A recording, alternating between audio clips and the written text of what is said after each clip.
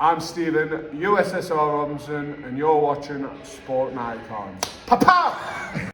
Now, I know I spoke about this probably about a year ago, maybe a little bit longer than that actually. But obviously, during this period, quite a few things have happened. So it's almost like a bit of a refresher video, if you like.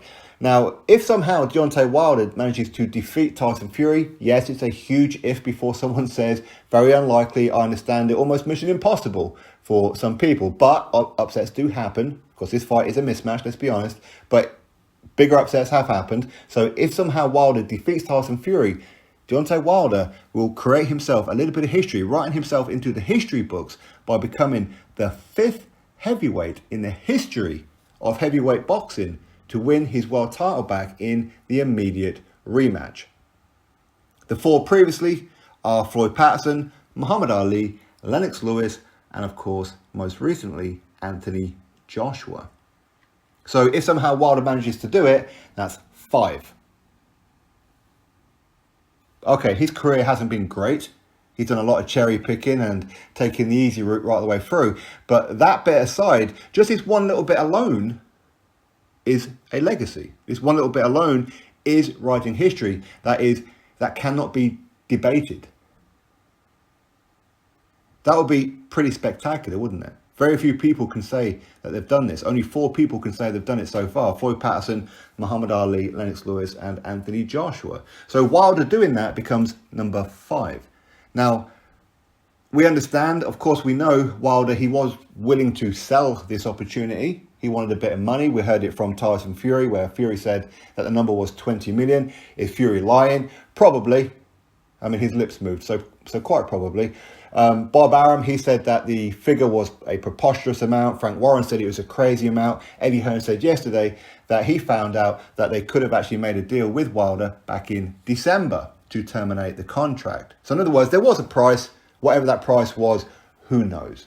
Who knows? Okay. To be honest, don't really care what the price was. And yes, Wildettes, the twerk army, I know quite a few will say, no, Deontay Wilder, he never wanted the money. He never asked for the money. He just wants the rematch. He wants revenge. He wants redemption. Blah, blah, blah. Why? Because Malik Scott said it. Yeah, Malik Scott, the guy who's probably taking more dives in the boxing ring than a professional diver has in the swimming pool at the bloody Olympics. Yes, I'm insinuating that Malik Scott took a dive against Deontay Wilder. Go watch the knockout. You tell me if he didn't. But either way, doesn't really matter whether he was going to take the money, whether he wasn't, whether it was an option, whether it wasn't, doesn't matter. He's in a position now where he could create a little bit of history.